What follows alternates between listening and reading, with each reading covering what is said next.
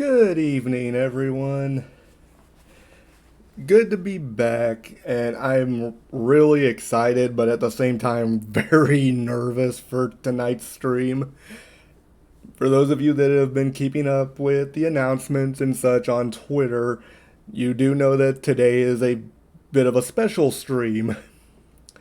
Today, we are actually going to be diving into the world of the written word with our first Storytime stream.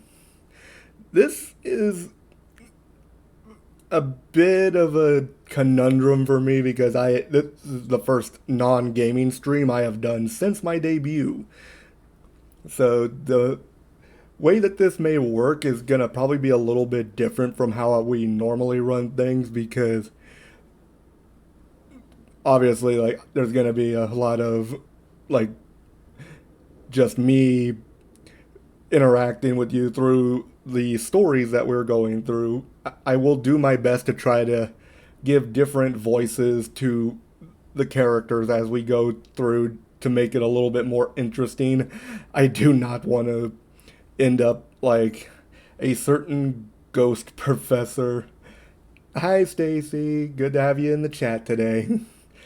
But yes, I do kind of want to avoid like channeling the ghost professor from a certain wizarding boy's own books that was notorious for putting everyone to sleep. We don't want that. If I wanted to do that, I would read bedtime stories to you, but that is not what we're here for. We're here to do something a little more exciting. We want adventure. We want some action. We want to actually read stuff that's going to, like, hopefully get you on the edge of your seats, or at the very least, like, hold your attention long enough to be like, okay, I gotta know what happens next. But as I have mentioned in the announcements and leading up to this stream, we'll be doing this in a little, pretty much like a two-part segment. The first segment will basically be me introducing you to the world of my own creation through two of my own personal short stories. They're both from the same world that is basically the setting of the fantasy novels that I am currently working on. Admittedly, in the future, this could potentially dox me just because if I ever do manage to complete the books and get them published, it is possible that people may like connect the dots if you like watch the stream and then like find the book later on and realize, wait a minute, I know this guy. But at the same time though, I do like want to like put myself out there. I'm not the greatest writer in the world. Good evening, Bacon. Good to have you back with us. But yes, like, I'm not the greatest writer in the world. I am no, like, Ernest Hemingway or J.K. Rowling. But I am confident enough in my writing that I feel like the two stories that are being introduced today are a decent, like, what's the word I'm looking for? Here I am, a librarian, and I can't even think of the right word for the situation. They're pretty much like a good representation of like my style as a writer, I feel. So I am pretty confident in both of these stories. I have submitted both of these stories to a contest, a rather famous one at that. And both of these stories actually garnered honorable mentions.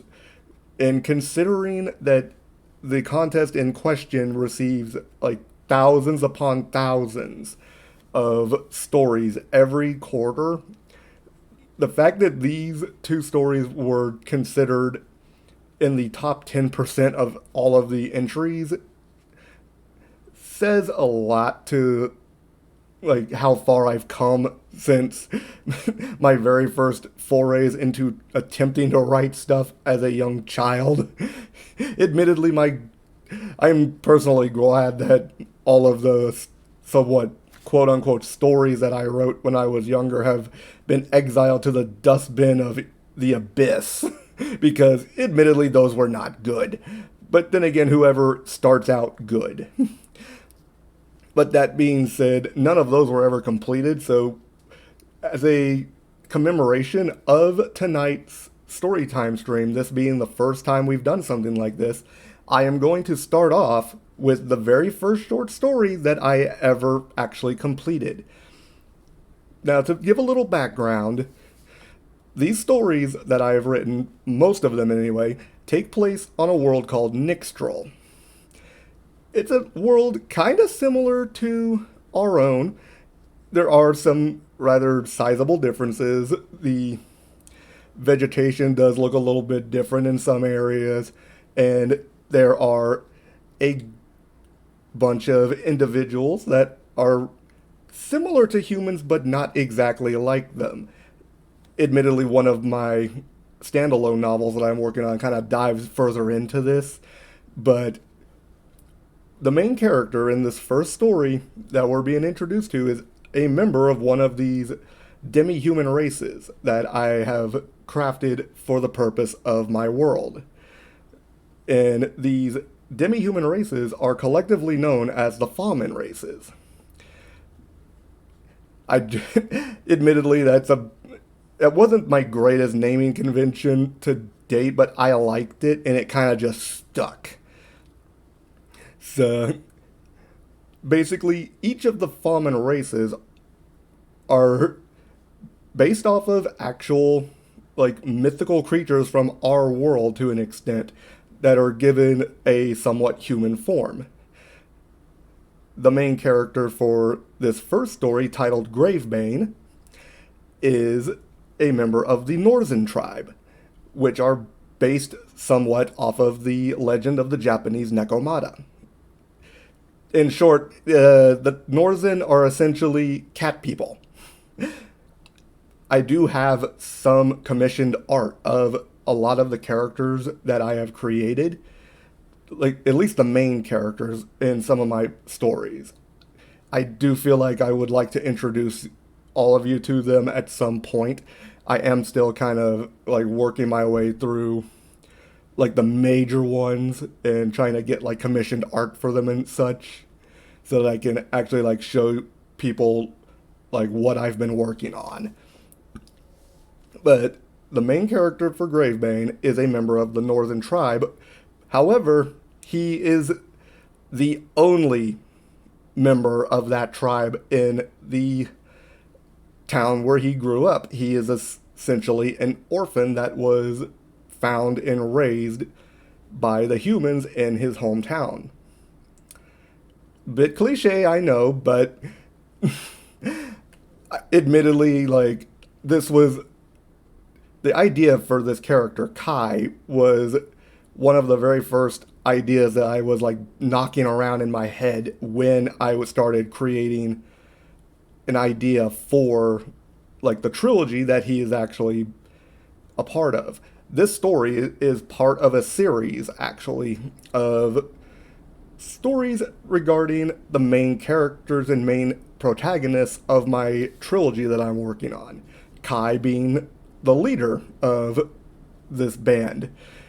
And I feel like Kai was probably the best choice of a lead because of the fact that he deals with an issue that a lot of people are very familiar with, especially in like even like today, like you deal with a lot of issues concerning discrimination based on just looking different from other people. Although in part the Northens are discriminated against for a completely different reason. And that reason will actually be introduced in the other story that we are doing today. I'll go into more on that later. But suffice it to say, the Northern are not exactly well liked in the country where this story takes place. A small nation, although compared to the other neighboring country that's actually relatively large, but in the grand scheme of Nixtral, it's rather small, maybe about the size of, what's a good comparison? Maybe about the size of Austria would be a good comparison, but It's the Grand Duchy of Livoria is the nation where this story takes place. We'll be introduced to it in a little bit of its background in the story, but right now, I kind of want to just get started on this and we'll see how things go. Without further ado, I do want to go ahead and bring this up on the screen. And I did try to make the text as large as possible. This is literally zoomed out, or zoomed in, I should say, to the largest possible size. So I'm relatively sure that you should be able to read it. Because I'm looking at it on my screen right now and it does seem pretty readable from my perspective. So without further ado, let us get started with the first of our stories, Gravebane. The village was full of hustle and bustle, much more so than the last few months. In a small hamlet like Havenfall, the constant rabble would be unusual even to outsiders. Bright, colorful banners fluttered in the breeze, bearing prayers of luck. The cobblestone roads were lined with stalls of craftsmen and villagers selling their wares and food. A few small bands of people were murmuring to each other uneasily. Words like cancelled, massive, unusual beasts broke through the chatter, but others seemed to brush the words aside with claims of excessive worrying. A small number of young men and women scattered among the crowd were in perpetual motion, a heavy aura about them. For these select few, this was one of the most important days of their lives. Every year, the chaos would return, but for the older generation, it was still as exciting now as it had been in their youth. The trees, with their scarlet and yellow leaves newly sprouting and the white bark lined with sap, left an aura of spirited renewal in the air. It was more than the coming of spring or the beginning of the planting season. Even though both events were important in Havenfall, no other day held the same importance as the rebirth equinox, which brought with it the village's annual festival known as the Trial of Ascension. In a village where everyone was expected to learn and refine the skills of a hunter, today's ceremony allowed the village's youth who had reached the age of 17 to prove themselves as worthy adults and earn their hunter's emblem. The entire Grand Duchy of Livoria relied on Havenfall's hunter brigades to control the animal populations and support the royal army. Earning one's emblem was more than just a dream for Havenfall's younglings. It was their village's sworn oath in serving the royal house of our day. "Winds be damned, Kai, hurry up, you don't want to be late," a high-pitched voice shouted amongst the crowd, causing a few adults within earshots to laugh. The voice's 10-year-old owner clung tightly to a much taller young man as she dragged him among the throng. "Seraphina, you'd best watch your mouth, otherwise Ma and Dad will toss you in the river and scrub your tongue with a soap cake," came a chuckling reply. Towering over others his age, Kai Travaldi was a bit of an oddity in Havenfall. As the only Norzen in the entire village, his angular feline ears, 2 tails, and bushy mane made him stick out like a black bull in a field full of sheep. The fur atop his head looked newly windswept, its inky black contrasting sharply with streaks of dark gold in the paleness of his skin. His ivory skin served as a point of amusement for the other youths his age. No matter how much time Kai spent out in the sun, he never quite tanned like everyone else. Even other Norzen had darker skin tones than Kai did, from what little he saw of them. His skin just burned easily, then his fur would become itchy and unbearable for a few days. He adjusted the pack on his shoulder and allowed the girl to pull him forward. Small bags of aromatic leaves and stone vials full of viscous liquid dangling from loops. Well, he thought, this is it. My trial of ascension. Maybe now the villagers will see me as more than just an odd Norzen or demon cat. By the winds, I've only ever met one other Norzen in my life, and he was a crackpot if there ever was one. Kai shook his head and straightened his back. He would prove he was just as worthy a hunter as any human in the village. He may be different, but what was wrong with that? Maybe being different was just as good or better than being like everyone else?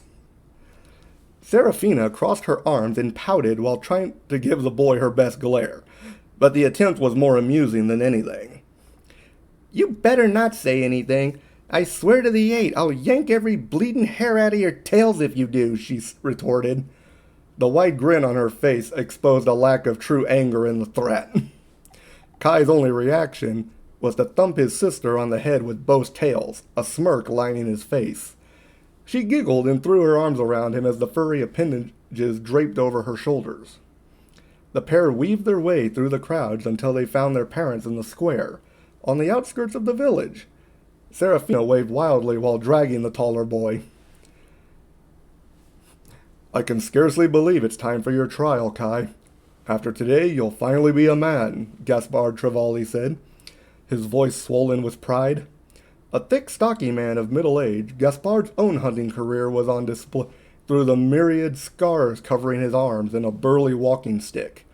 Verona was younger than her husband, yet still a vibrant and excitable woman for her age, each with a bright smile and a warm hug for everyone. Oh, darling, it feels like it was only a few moons ago when we found you in that basket on the Great Ardea, and now you're embarking on your first hunt. I'm so proud of you, she bubbled happily, pulling Kai into a bone-crushing hug. Serafina snorted and chimed in. Maybe now you'll have something to do besides fiddle with that garden of yours. Verona tweaked her daughter's nose. Hush, Sarah. I didn't see you fuss when your brother stopped your friends from eating those poison berries.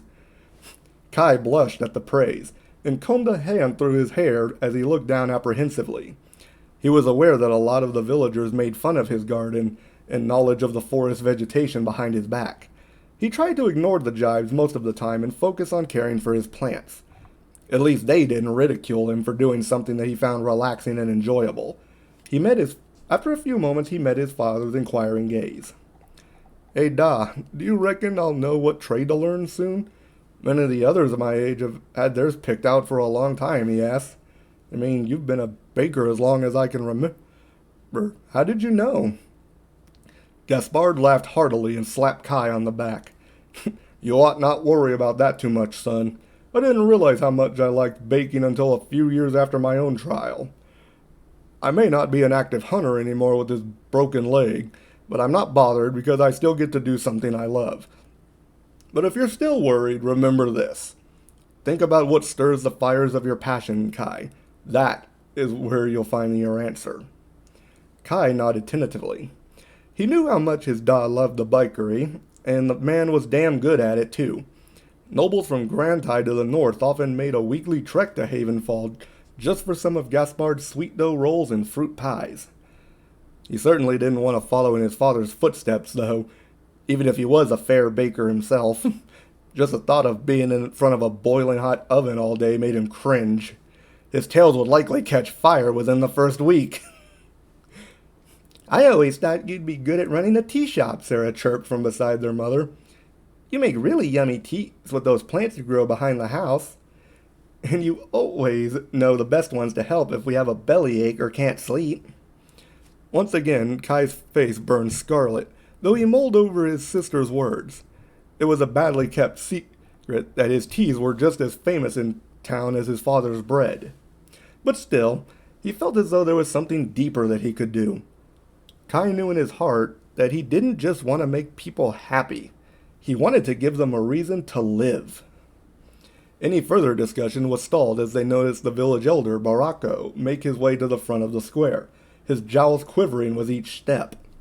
The portly old man was well liked in Havenfall, despite his odd habit of wearing Corlachian silk suits. All the other villagers wore primarily leathers and furs they earned on the hunt.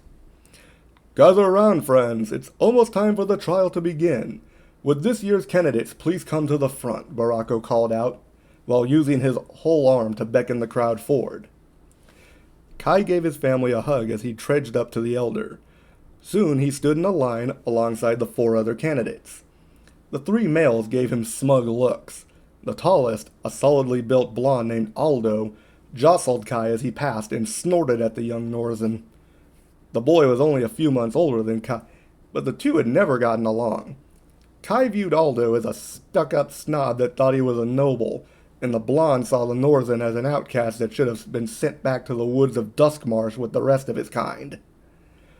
I don't know why you bothered showing up, Furball. You're a disgrace to the village, while I plan on coming back with a brand, he said imperiously.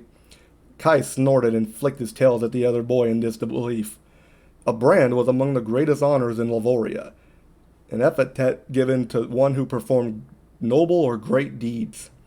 Earning a brand marked one as an Exarch Knight, the greatest warriors in the duchy.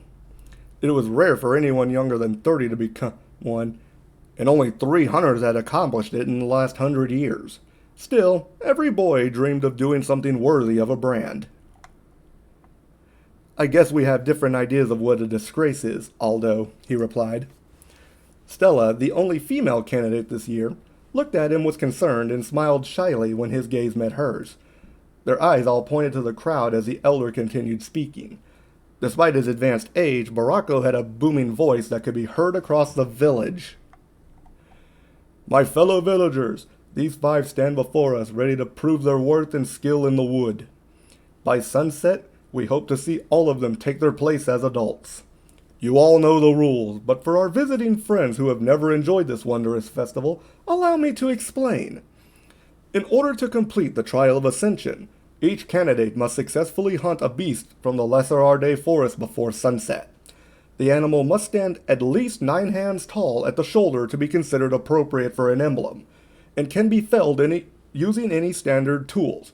This includes your weapon, traps, or anything useful you may find along the path. This year, I would like to warn our candidates not to venture too deeply into the forest. The brigade captains have found evidence of a large beast we've never seen in these parts before in the outer reaches of the wood. For your safety, try to finish your trial without straying too far. Kai frowned in contemplation. A large beast they haven't seen before. Well, this was the first he had heard of something like this. He glanced out into the crowd and noticed the grim looks on the faces of the older hunters. The rest of the crowd was sharing uneasy looks as well, with Kai's own family standing stunned near the front of the crowd. Right, he thought to himself. Avoid the deeper woods. Anything that can make the captains look like that is something we don't want to deal with. At least that explains why some of the villagers have been so twitchy recently. Baracco chuckled and rested his hands on his expansive belly. I dare say you won't have anything to worry about, as the beast should be close to half a day's journey away. But 'tis always better to be vigilant than risk your health. Now, that being said, I wish all of you luck. May Tapamore bless your hunt, and his winds of fortune guide you. Let this year's Trial of Ascension begin, he proclaimed. The crowd roared in excitement, as if their yells would drive away the uneasiness that had settled in. Kai and the others lifted their packs, and without another word, darted among the crimson trees. Kai slogged through the dense mud. Recent flooding had turned the pathways and forest floor near the southern part of the river into a thick mire that made foot travel slow and tiring. Every step made Kai feel as if he might pull a foot from his boots just trying to move forward. Walking may be hard, but this should make tracking so much easier, he muttered to himself. The 5 youths had quickly scattered in different directions, with Kai heading west towards the river. His plan had been to down any animals drinking the river. He soon found himself questioning that decision once he came across the mud. He stopped several times along the path to lay traps and nets in the hope that some hapless creature might stumble into them and end his trial early. He tightened his grip on his mace, an arm's-length metal shaft with sharpened flanges attached to a rounded head. It wasn't as fancy as the large broadsword Aldo liked to wave around, but it was easy to wield and could easily shatter bones or tear flesh if swung hard enough. As he approached the river, Kai groaned when he noticed that there was no suitable animals present. The emerald water rushed along mostly undisturbed, clear as glass and full of fish darting around. Well, it is fairly early. Perhaps it isn't yet hot enough to drive the animals to drink. Shucks, and I was hoping to get this done quick, he whispered. Settling into a crouch behind a tree, the young man waited and rotated his ears. The forest seemed quieter than normal. When Kai would wander into the woods in defiance of his parents' rules, to harvest plants and barks for his tea, there was always a calming chorus of sounds from the forest inhabitants. The teen smiled to himself. He knew that his parents knew he wandered in here. After all, some of his ingredients could only be found in the forest. But they had never once caught him doing it. And to Gaspard and Verona, that alone was worth not punishing him. After all, was it not the sign of a skilled hunter if you could accomplish your task unnoticed? Today, however, there was barely any sound. It was as if the entire forest had fallen asleep, and all you could hear was the gentle swaying of the trees in the breeze. The lack of noise was unsettling and, to be honest, a little scary. A stray thought flitted across Kai's mind that the forest was channeling the village's nervousness, and now the silence was making his mane stand on end. A soft rustle nearby caused Kai's ears to twitch sharply. One of the advantages of being Northern was that his ears, perched on the top of his head, could swivel towards any sound that caught his attention. Both ears twisted to the right, followed shortly by the rest of his head as he lifted his weapon. The bush in front of him shifted erratically, as if a small creature was entangled in the branches. He carefully moved forward and stuck a gloved hand into the brush, creating an opening to see what was inside. A small form darted from the leaves and crashed right into Kai's chest, causing him to squawk in surprise before falling back and planting his rear into the mud. He looked down and saw what had startled him. A small tree ferret, barely 2 hands long and black with a short bushy tail, was clutching to his vest and shivering furiously. Kai grinned and chuckled to himself. If Aldo or the others had seen him get spooked by this scamp, he would never hear the end of it. And Tapamore only knows what Sarah would have done if she had seen him. Thinking of it, the boy could easily see his sister rolling in the grass, cackling. "Hey there, little friend, what's got you so scared?" he asked, feeling a bit silly. He frowned as he realized that the ferret wasn't just scared. It was beyond terrified. He could make out its gasping breaths and quaking body, as if it had been running for some time and was exhausted. It kept trying to scramble over Kai's vest and move on, but its paw was caught in one of the loops on his pack, causing it to thrash about. He gently pried the creature loose and set it on a nearby tree. The moment his hand let go, it bolted, fearfully squeaking. The young man scratched his head and gazed around. What in the name of the 8 wind saints could have caused that reaction? Tree ferrets had plenty of predators, sure, but even then he had never seen one that looked almost frightened to death. Suddenly his ears picked up a rhythmic thumping, echoing across the trees. It sounded as if something was treading through the brush far away. A very large something if the heavy thuds he could hear were any indication. He remembered the elder's warning and scowled. Surely, he thought, that thing can't have wandered so close to the village already. He was barely a 40-minute trek away from the festival square. Kai shook his head and stood back up, trying to wipe the mud from his pants. He needed to find the others, and quickly. If the beast Baracco had warned them about was nearby, then they needed to leave the forest and warn the brigade captains. A loud humming drew his eyes upwards as he noticed a large flock of birds flying away, briefly blocking the sun as they passed overhead. Once they were gone, the unnerving silence returned. What was... A piercing scream shattered the quiet and caused Kai's head to snap to his left. "Stella!" he yelped, his feet pounding through the mud as he shot towards where the scream had come from. He grunted and fought against the mud, his boots threatening to sink into the quagmire. "Damn it! I'll have to take the high pass if I want to get there fast enough," he grumbled, pulling his gloves off to reveal sharp-pointed claws and leaping onto the nearest tree. His nails sank easily into the white bark, giving him a firm hold as he clambered up to the lowest set of branches. Thankfully, the bark also helped scrape most of the muck from his boots along the way. Another scream pierced the air, and Kai jumped among the trees, using the thicker low branches and trunks to launch himself. He could feel his blood pumping and heart racing, a dull thumping echoing in his head as he darted from tree to tree. Would he make it in time? His feet would barely make contact with wood before his legs extended and sent him flying to the next tree. Within minutes, he was close enough that he could hear Stella's cries more clearly, and even her ragged breathing. He could also hear a second voice alongside Stella's shrieks. There was something else, too, besides the screaming. A deep, guttural growling resonated through the air that shook Kai's body down to his bones. He had never heard anything quite like that before. He knew there were predators in the forest. River wolves and dagger-toothed lions were easily the most dangerous, but traveled in groups and avoided people unless cornered. More importantly, no rookie hunter with any sense would be foolish enough to try and tackle a predator for their trial. Tackling one dagger tooth was difficult enough. Facing an entire pride was closer to suicide. Deer and giant mallards were preferred targets due to how common and docile they were. None of them made a sound like this, though. Whatever this was, it was big, and likely very angry. Or hungry. Kai heard a frantic rustling nearby as he landed on a thick branch, his eyes locking onto the moving foliage. In seconds, Stella burst from the bushes and stumbled to the ground after catching her foot on a large tree root. Her leather bodice was badly frayed, and her tunic ripped in multiple places.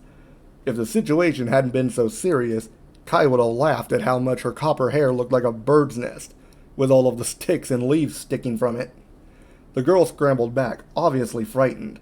Kai pulled his whistle and blew 2 short blasts, a common distress signal. Stella squeaked and twisted around, looking up as he dropped silently to the ground. He signaled her to keep quiet and helped her to her feet. The growling grew louder and closer. Another figure tumbled from the brush in an undignified heap, covered in mud and leaves. Kai blinked when he realized it was Aldo flailing wildly in the dirt, his uniform torn and his sword nowhere to be found. "We have to get out of here," the blonde hissed, crawling towards the others as fast as he could. "That thing will kill us!" Stella was bobbing her head frantically while clutching Kai's arm.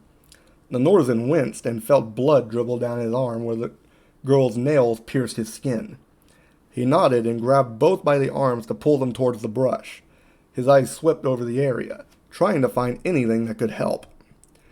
The beast's thunderous stomps were growing louder still, and the teeth could see its ominous shadow in the trees ahead. Kai tried to get a good look at the beast, but the intersecting branches and shadows provided an effective cover. In fact, if it hadn't been moving, he would have easily mistaken it for an algae-covered boulder. The thick canopy of the trees blocked out most light, and gave the forest a foreboding aura. It would be on top of them at any moment. Kai's nose twitched, and he turned to notice a tall, odd-looking bush nearby. Thick and lush, its branches were thin enough that the 3 of them could easily hide within it, but that wasn't what caught his attention. It was the brightly colored blue and violet flowers that bloomed in spherical bunches all over it. He grabbed Stella and Aldo and dove into the bush, pressing hard on their backs to keep them from standing or moving around. Stella coughed and spit out some dirt she inhaled from hitting the ground. Her face took on a look of disgust. "Blech! What is—" Any further comment was halted as Kai clamped his hands over both their mouths, hissing for them to be quiet. The creature stalked into the clearing they had just occupied and was obviously trying to locate their scent. Kai frowned as he again couldn't get a clear sight of the beast. The bush's crimson leaves were too thick for him to see outside, and he certainly wasn't about to stick his head out to satisfy his curiosity. He could hear it easily enough, though. The grunting and growling noises it emitted were strange, yet familiar to the boy. Where had he heard something like that before? One of the village farms, perhaps? He sucked in a breath as he noticed its shadow directly over them, the beast inspecting the bush they were hiding in. 2 deep breaths later, and it sneezed violently, turning away with an angry chuff. All 3 let out a sigh, watching the beast's hulking shape stomp back into the woods. Kai slowly removed his hands from the others and signaled for them to follow him. With that, the group made its way back towards the river. "Why aren't we running back to the village as fast as possible, Furwall?" Aldo exclaimed, hissing in pain when he slapped his knee for emphasis. Kai snorted in response while he wrapped a bandage around a deep cut on Stella's arm. On their way to the river, the 3 had come across Marco and Sal, Aldo's friends and the 2 other hunter candidates. After noticing the condition of their friend and Stella, the pair looked at each other worriedly and decided to join the group, Safety in numbers was better at this point. They sat in a small ditch near the river to patch their wounds and regroup. Believe me, Aldo, I'd rather be back home just as much as you. But let me ask you a question. Do you really think you can outrun that thing for over 30 minutes in your condition? Kai replied, raising an eyebrow and gesturing to his bloody leg. Aldo winced and shook his head. Even if the two didn't like each other, he had to confess it was a valid point. This was a fine mess they found themselves in. They needed to get back somehow and warn the village. It was easy for the teens to imagine the damage a beast that large could cause if it ran unchecked into the festival square. Kai's heart clenched as he saw images flash before his eyes. His sister, lying in a pool of blood, her body crushed and broken under the weight of that monster. His parents thrown to the ground and trampled under the feet of escaping villagers. He shook his head and a soft rumble radiated from his chest. No, he would sooner die than let that happen. Kai sighed and finished tying a knot in Stella's bandage, the rumble in his chest subsiding. The girl smiled and drank from her canteen before tapping him on the shoulder. Hey, Kai, I have a question. What was that bush we were hiding in when that thing nearly caught us? I'm assuming the smell was what masked our presence because that thing reeked. The whole group laughed at the look on the girl's face. The smell had not been pleasant, and it took the three almost 10 minutes each in the river to scrub the odor out of their clothes and skin. Kai blushed, the tips of his tail swinging like pendulums. It's not really a common plant around here, but Dot told me he's seen rich folks in big cities like Grantai use it for garden decorations because of the flowers. It's called balopu, and when you rub the leaves, the oils give off that horrible smell. My best guess is it warns off animals from trying to eat it, he explained, the group nodding in acceptance. The rookies knew that from experience that, despite his age, Kai knew more about plants than most villagers. Even if they used to make fun of him for his strange hobby, they couldn't deny that his knowledge had likely saved their lives. Marco snorted and clamped a hand over his mouth, causing the others to look at him in confusion. He finally looked up and grinned. Sorry, but that's the funniest thing I've heard all month. You three actually got your lives saved by a bush, he said, still snickering.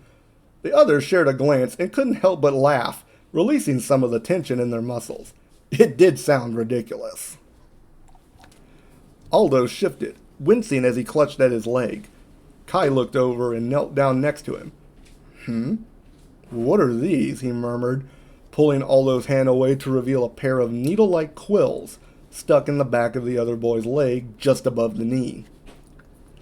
That damn monster swiped me behind the legs with its head when I tried to dodge it. Tossed me over a log when it did, and I lost my sword at the same time. Its whole muzzle was covered in these. I've never seen anything like it, but I'm just glad it didn't get me with the tusk, Aldo explained. He tore a strip of cloth from his tunic and stuck it in his mouth, biting down as Sal held his leg still and Kai slowly pulled the quill out. The teen's eyes widened. It was a rusty red, even with the blood wiped off, and longer than a man's hand. Sorry, had to take a drink of water real quick. I think I've seen something like this before, but there's no way something like that should be here, Sal said. The others turned their gaze on him and he blushed. He wasn't used to being the center of attention. That was Aldo's specialty. You know my parents have that big farm on the south side of the village, right? The four nodded. Well, my brother always used to tell me stories of some of the things he saw on his travels, whenever he would take animals to the big markets here and abroad. He showed me some of the keepsakes he got too. This quill looks exactly like one he got from the Federation. My brother said it came from something called a nettle boar. Kai choked. A what? Dodd told me once how he ran into one of those on a hunt. That's how he got that scar on his leg, he exclaimed. The group looked around apprehensively. That leg injury had been the end of Gaspard's hunting career 12 years ago. So what is it exactly? I mean, I know it's obviously a species of wild boar just from what I saw. But boars around here don't get that big, do they? Stella asked. Kai sighed and clutched his head. That's because it's not native to Lavoria, he muttered. According to Da, nettle boars and their ilk are found only on the Korlashian plains. They're one of the most dangerous predators there, and they have a temper to match their size. Cockavis be damned. Da said he'd rather fight 2 dagger-tooth prides by himself than a single nettle boar again. Not only that, you know how they say boars will eat anything, he finished. Aldo's leg started twitching uncontrollably. Damn it, my leg feels funny, he hissed. The others turned toward him. What do you mean funny? Kai asked. Is it a prickling? Sort of like pins and needles? Aldo looked up and nodded. That sounds exactly how it feels. Do you know what it is? Not really, but I had a feeling in my gut that it might be a type of poison. It's possible that nettle boar quills have a venom similar to ants and bees. Kai pulled a bag from his pack and drew a thick, broad leaf from it. Ripping the leaf into pieces and shoving them in his mouth, he began to chew. Soon he spat the masticated leaf into his bowl and mixed it with water until a thick paste was left. He dipped his fingers into the bowl and smeared the concoction on the wound. Aldo cringed for a moment before his expression softened. He gazed at the Norsen in awe. No, Kai, what is that? It's a parpusa leaf. They're softer and thicker than most leaves and known for absorbing large amounts of water.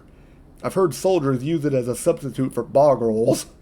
I'm hoping it'll draw out the venom even in this paste form, Kai answered, gently wrapping a bandage over it. The others watched the exchange curiously. This was the most civil they had ever seen Aldo act towards Kai. Stella cleared her throat and brought everyone's eyes back to her. Well, at least we know what we're dealing with now. Any ideas how it got here? Marco shook his head. We may never know. Could be a poaching expedition gone wrong and it escaped. Could have been driven out of its territory and just wandered here. We could sit and toss ideas around all day. But what matters is that it's here and it's mad. All I know is we need to make tracks and get home before it finds us. Personally, I have no desire to be an overgrown pig's lunch. They all nodded and started packing. Kai finished first and stood up, hoisting his mace and giving it a quick swing. He looked at the others and noticed them staring at him in horrified silence. No, they were staring at something past him. He grimaced and pinched his nose. It's behind me, isn't it? He opened his eyes and noticed them slowly nodding. Their faces bone white and now paler than even he was. He didn't want to look, but knew that he had no choice. Slowly, he turned his head and shifted his gaze upward. There, at the top of the ditch in all its daunting glory, stood the nettle boar. Standing at least 21 hands tall to the top of its hunched back, and at least 9 hands wide from shoulder to shoulder, it was massive. It was easily the biggest animal that Kai or the other rookies had ever seen in their lives. Its dense matted fur was a mix of dirt brown and the same rusty red of the quills covering its muzzle. 2 spear-like tusks protruded from its mouth. The boar's beady black eyes were focused intently on the group, watching for any movement. Tane! Run! Kai yelled. The teens were up in moments and quickly scrambled out of the ditch in different directions. The boar's head twisted wildly in confusion, not sure who to attack first. Its eyes locked on Stella, who was struggling to climb over a dead tree, and with a thunderous bellow, charged. The girl looked back and screamed in terror when she realized the beast was coming straight at her. A lone tear fell from the corner of her eye as the nettle boar bore down on her, the shadow of death in its eyes. A flash of silver flickered at the edge of her vision, and her head turned. She lost her grip and dropped to the ground with a gasp when Kai appeared from seemingly nowhere, swinging his left arm in a wide arc. His mace caught the charging boar behind the ear with immediate effect. The sudden impact forced the boar to turn and roar in pain, its eyes shut tight. Stella sprinted towards Kai and the two began running. A crash and the sound of splintering wood drew their eyes back. Unable to see, the boar had simply run straight into and through the tree Stella had just been hanging from. They slowly backed up while the beast shook its head and looked around. Glancing at each other, They turned and took off again for the river. A roar from behind proved that the beast had resumed chasing them. Neither could see where the other boys had gone and weaved between the trees, trying to put any kind of distance between them and the nettle boar. Bursting into a small clearing, the pair could now clearly see the river. If they could make it to the other side, they would be safe. Even small boars were notoriously poor swimmers, and the Great Ardea River was still deep enough this far south to make fully crossing it nearly impossible for the beast. Another bellow rang out, and the two cleared a large root, only to catch themselves on another that sent them both to their knees at the edge of the riverbank. Looking back, they saw the boar charging full sprint towards them. Kai looked down at Stella and scowled. They needed a distraction. Making his decision, he gripped his mace and pushed the girl toward the river. "Get across! Now!" he yelled, turning to face the rushing boar as it entered the clearing. Stella gasped as Kai took a defensive stance and pulled his pack off, holding it forward like a shield, with the mace switched to his right hand. A deep rumble seemed to emit from the noise that Stella had never heard before. Soon the sound changed into what the girl could only describe as a vibrating growl. "Stella, please, I'll hold it off." "Have you gone mad, Kai? You can't fight that thing alone." "Maybe not, but I have to try. Hurry back to the village and warn everyone." Stella bit back her tears before turning and diving into the river. Kai nodded and faced the beast advancing on him. He only had one shot at this. He made a short leap to the side as the boar came within striking distance, but lost his grip on the pack and dropped it. The beast seemed to predict his jump as well and twisted its body to follow him. Pain erupted in Kai's arm as he howled and bit hard on his tongue. Glancing down, he nearly fainted. The boar's left tusk had lanced straight into his own left arm just below the shoulder and was sticking through the other side. The boar lifted him off the ground and rumbled down the riverbank. He abruptly felt the breath knocked from his lungs when his back slammed into a tree.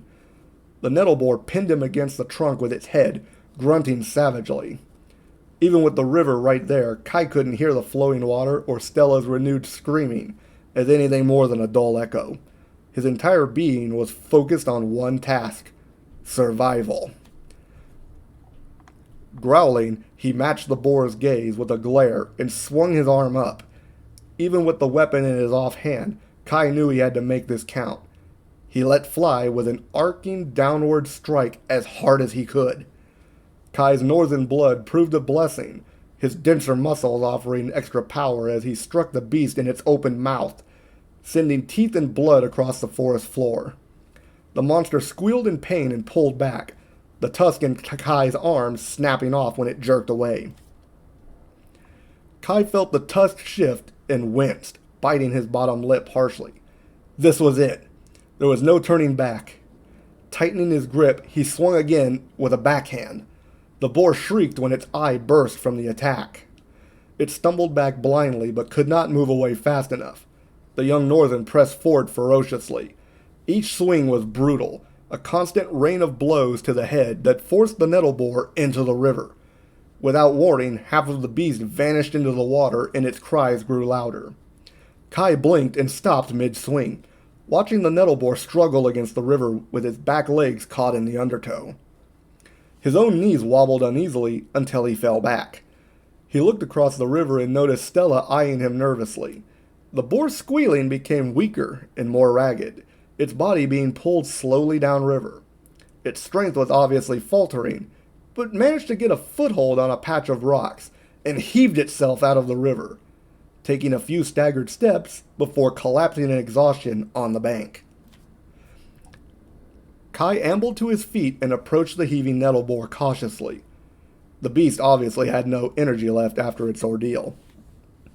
It looked up at the boy warily with its remaining eye, but it couldn't even muster a growl. Kai gave Stella a quick look and nodded. He raised his arm once more and, with a howl, brought the mace down between the great boar's eyes. It gave a final shudder before falling limp. Stella's eyes brightened with a smile on her lips as she cheered. "Kai, you did it! I was so scared I couldn't breathe, but you really did it!" she exclaimed. A Rustling and multiple frenzied voices could be heard approaching. Kai turned and clenched at his injured arm. He didn't think he had enough strength to fight anything else off. Aldo and his friends suddenly charged into the clearing, leading a procession of hunters from the village. The entourage skidded to a stunned halt as they took in the scene before them. Kai stood over the dead nettle boar with his clothes in tatters, a blood-covered mace in one hand, and a tusk half a hand wide sticking through his left arm. Stella was leaping in excitement on the opposite bank, her uniform in slightly better condition, but her body still covered in scratches and bruises. The group rushed forward and began treating the teen's injuries. The two explained to the senior hunters everything that had happened after the boar found them. Kai's face burned the same bright red as the leaves around them when Stella praised his bravery in the heart-wrenching battle along the river. Kid, I've met a number of hunters and soldiers in my time, and I'm damn certain all but a handful would have died fighting this beastie alone. Suffice to say, I think it's safe to assume you've passed your trial, the senior brigade captain Brando said as he wrapped Kai's damaged arm tightly. Several layers were needed to staunch the flow of blood from the gaping wound once the tusk was removed. Sir, I just did what needed to be done. All that mattered was making sure the others could get away. Besides, it was mostly luck, Kai responded, ears flattened against his head in embarrassment. Brando smirked and peered over at Kai's ruined pack. Bags of leaves and vials lay strewn about the clearing in pieces, and the pack itself was beyond repair. This might sound odd, kid, but have you ever thought of becoming an apothecary? Kai blinked and looked at the older man in confusion. An apothecary, he repeated. Widely hailed as master healers, the village had once had its own apothecary years ago, but the man had died of old age shortly after Seraphina had been born, and none of the wanderers seen since then had ever settled in Havenfall. Sure, you obviously know a damn sight more about plants than anyone I've ever met, and you have the mind for it. Just an old man's observations. Give it some thought at least. With that, Brando ruffled the boy's fur and left the northern alone with his thoughts. Kai gazed at the ground, his eyes locked on one spot, but seemingly peering beyond it. An apothecary? Him? He smiled, remembering what he had seen from the traveling healers who had visited the village and how they worked hard to help others in need.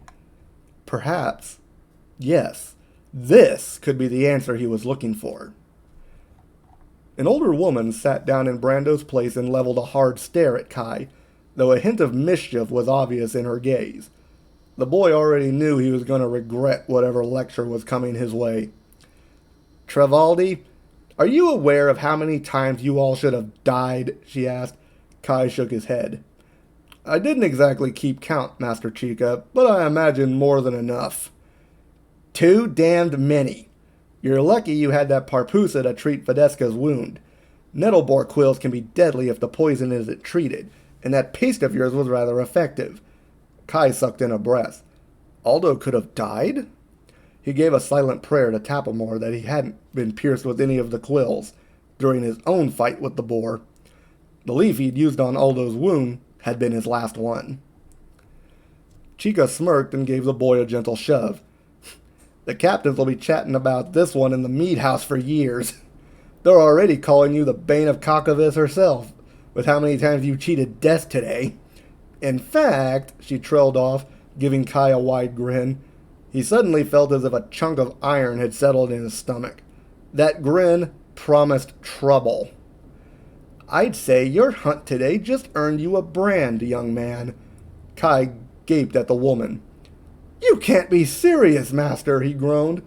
He didn't want the attention that being named an exarch would cause. I most certainly am. In fact, we've already decided on the perfect name for you. And what would that be? Chica smirked and gazed back at the dead nettleboar lying on the riverbank. Gravebane. The end. I hope you all enjoyed this one. As I said, this was the first story that I ever actually, finished to full completion. So, admittedly, it does have its faults. I realized few of the more blatant ones just from reading through the story. But that being said, I am rather proud of it, and I feel like it's a very respectable debut story, in my opinion. Ooh. Whew. All that reading is making my sinuses clog up a bit, it feels like. Of course, the humidity is not helping much either. But overall, I enjoyed writing the story, and I hope all of you enjoyed listening to it. Now, you may have heard a few odd names that kind of didn't match up with some of the other character names. Specifically, the names of Tapamore and Cockavis. They are two of the 8 Wind Saints, which was mentioned in the story. The Wind Saints are essentially the gods of the primary religion in Lavoria. It isn't talked about too much, but when I was thinking of a religion to base the Lavorian belief system on, my mind kept referring back to the legend of Buddha and the religion of Buddhism. And in crafting the religion of the Wind Saints, my idea had been that basically the Wind Saints were actual, like, living people that had been alive hundreds of years before the actual, like, establishment of the religion. But their deeds and, like, the stuff that they had done in their life had reached such great story proportions that eventually they became codified and worshipped as patron gods in a sense. So in a way, their teachings and the way of life that they followed became the basis of the Order of the Wind Saints. So those two are in particular two of the primary Wind Saints that are mentioned prominently in some of my stories and in the trilogy that I'm writing. At some point, I actually do want to, like, do a standalone novel detailing the journey of the Wind Saints themselves and how they ended up becoming famous enough and well known enough that they ended up reaching deified status in a sense and were essentially, like, canonized as saints in the world, in the land of Lavoria. That being said, Lavoria is not the only country that actually follows this particular religion, because the Wind Saints were from a neighboring country as well as Lavoria itself, and their feats had essentially, like, caused a religious merging of the two countries, even though their political idea still remained separate. But the second story that I am going to be reading is actually revolves around one of these saints, and in turn explains a little bit about what exactly is going on with the Norzen at the time of Gravebane.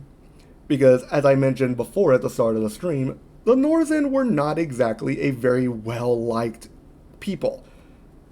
In fact, they're considered, like, pariahs in a sense because of the actions of one of the Wind Saints. Every major religion that I've noticed has what they consider, like, a heretic or a fallen figure that essentially, like, represents what ideas and morals are considered, what's the word I'm looking for, unacceptable in society from a religious standpoint at least. And for the Wind Saints, that particular distinction goes to Cockavis. Cockavis is a Norzen. In fact, she is considered one of the most famous Norsen in all of history, specifically due to the events of this next story, called Family Reckoning. As a little bit of a backstory, Kakavas and her brother are basically on opposite sides of a developing war. In order to stop her brother, who is basically trying to conquer not only the other Famen tribes, but the humans as well, and bring them all under his banner. Essentially, she is determined to stop him by any means necessary. To do this, she decides to embark on a journey to an area near her home, where she grew up, where her brother grew up. Essentially, she is completing the cycle and bringing an end to their story right back where it started. I see a lot of stories that manage to do this successfully, and that was kind of my inspiration for this particular story and the events that transpired during it. So, as I mentioned, like, this is basically an insight into why the Norsen are basically like outcasts even among the other Famen, who are not treated nearly as bad by the humans, who outnumber them rather significantly for the most part. Although granted, like, when combined, the Famen tribes do have a respectable like ratio compared to the humans, but still, like, each individual tribe compared to the human population is rather like small, basically. So I would like to take this time now. I'm going to go ahead and take another drink of water, and then we will get started with the second story of our reading stream, Family Reckoning.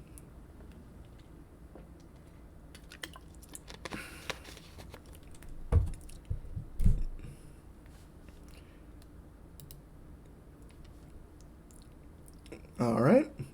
If you guys are ready, we can begin.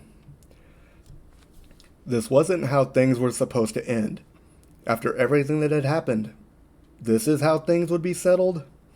Kakavas always knew her brother could be stubborn as an ox, but she knew in her heart that he was beyond saving. Barrelmir's actions over the past year had more than proven that. And now, thanks to his foolish choices, he was going to die. Stacy! Not exactly the most appropriate music alert for the undertone of this story, but I think we could probably appreciate trying to alleviate the the aura of the situation. Thank you. Alright, back to the story. And now, thanks to his foolish choices, he was going to die. Kakavas stumbled over a pile of stones on the path and caught herself, ears flat against the top of her head. The tufts atop her ears fluttered in the wind. She pulled the plain scarlet robe tighter around her body and redid the knot of her sash, continuing the march upwards. Don't apologize. Like I said, I think we can appreciate like trying to like make light of the situation. This is a much heavier story compared to the last one. So I think like doing that particular sound alert kind of like eased everything, and I do appreciate you like actually taking the time to do that. So thank you. You don't have to apologize. And I'm sorry if I gave that idea in your mind. I do much appreciate it. Two long tails emerged from a slit in the robe near the base of her back, twitching erratically. The wind bit deep into her neck, even through the thick mane of black fur covering her upper chest. She had forgotten just how bad the chill could be this time of year near the summits. Thankfully, the wind would prove more cumbersome to her brother than her. Barrowmere had always despised the cold and avoided it whenever possible, and so was unused to traveling through it. The only reason she knew he would be following her up this remote mountain trail was the nondescript pouch fastened to her sash. A short length of string fluttered in the wind from a hole cut near its top. Rounding the corner, Cockavis reached a short outcrop that looked out over the forest below. It would be roughly another 10 minutes of walking before she reached her destination, if her memories were correct. She sighed and let her eyes take in the view with a nostalgic gaze. Cockavis and Barrowmere had grown up in those woods at the base of the mountain.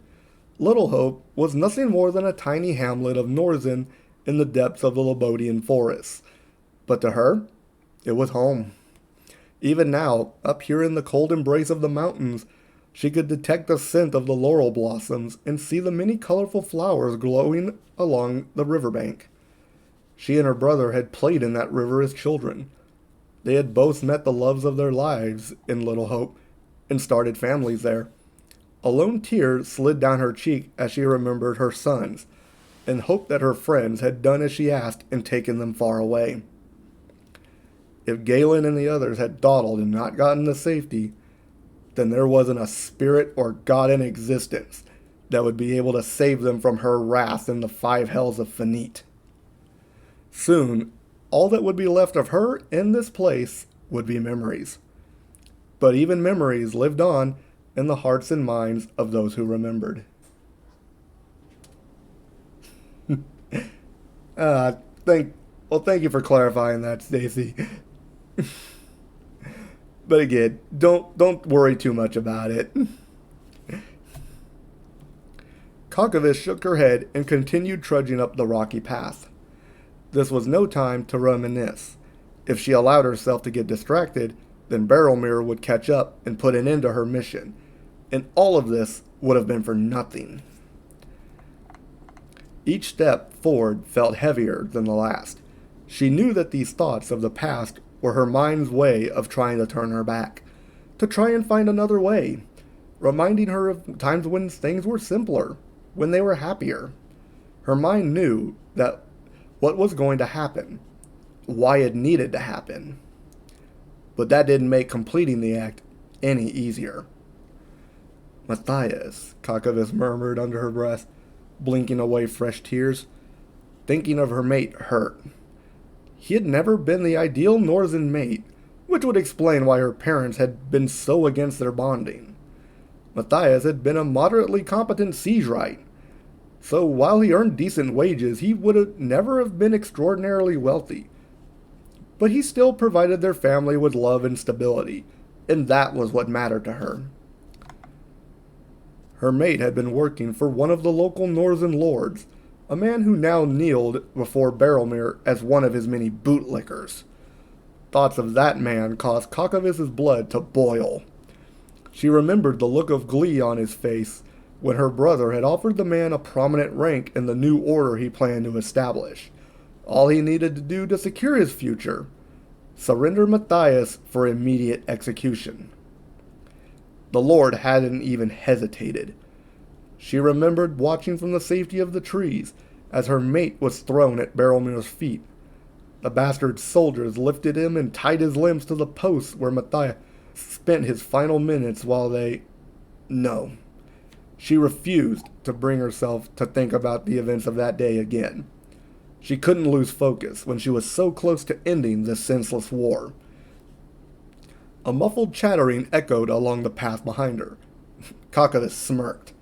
The woman had always told her brother his stubbornness would be the end of him one day, and it seemed as though she would be proven right. He would have been better served running for the flatlands as her friends had done. But he was so determined to hold on to his power and the surrounding lands that he now controlled that he was willing to risk death to stop her. Ducking into the wind, she pressed forward and quickened her pace. The more distance between her and Barrowmere, the greater her chances of pulling this off. When she reached the plateau at the summit, Cockavis flinched at the heavy winds cutting across her eyes. Looking to the side, she noticed a dim glow emerging from beyond the edge of the cliff. She breathed a sigh of relief. They were still here. Perhaps this really would work. Kakavis approached the edge and peeked over. The gorge below was lined on every side with glimmering crystals, each the bright purple shade of a laurel blossom. She shivered in anticipation. Her last encounter with crystals like these was a story to remember. She could still hear her friend's hysterical laughter from that incident in the back of her mind. The ones below her had the same reaction. Well, she was certain her brother and his minions wouldn't be walking away from this. If there was anything left of them, that is. You can stop right there, Kakavis. I think you've caused enough trouble, making me chase you up this mountain, a voice called out from behind her. She clenched her jaw and turned to face her brother. Two pairs of gray eyes met in an unseen match of will and hatred. Kakavis felt her tails and ears flail in anticipation, while her hands trembled. It was still hard to believe that her baby brother had turned down this path. Shy little Barrelmere, often teased for wanting to be a knight despite his smaller size, had become the very thing he swore as a child to destroy. As a mother, she wanted nothing more than to be with her own children, to hold them and say everything would be all right. But she couldn't, not with Barrelmere and his mad ambition standing in her path. To save those she held dear, she would finish this here, where it all started. We don't have to do this, Kako, Barrelmere said, his eyes glazed with a hint of fear. I know my plans can bring peace to all of Alazan. Think about it, sister. A land where Northern are not used as disposable slaves, where we control our own destiny. Just trust me. Please. Kakavis shook her head and removed the pouch from her sash, stepping to the cliff's edge and gazing at the brilliantly shining crystals below. The jagged purple surfaces were blinding in the sunlight. Beautiful to look at, certainly, yet they hid a fearsome power. A power that Kakavis would use to protect everything she cherished. She had been fooled before by her brother's lies. He cloaked himself in an aura of nobility and sympathy, but behind that smile lurked a monster. Barrelmere was as slippery as a fish, yet the number of bodies left in his wake, her mates among them, proved he was much more dangerous. You're wrong, little brother. What you call peace is nothing more than eternal bondage. Your plans would see all licking our boots, while our people bring pain and agony to any who oppose us. You simply want to reverse the roles we play by subjugating both humans and the other Falman tribes. I know you've heard the tales being spread. The other tribes call us demon cats now. Everyone fears our people, all because of your actions. We were raised better than that. We are Northern, sister. We are better than them. So many of our people were brought here from the Belamos highlands in chains, and have been treated with apathy and malice since our arrival. We deserve better, Kakavis. We deserve to rule, he snarled.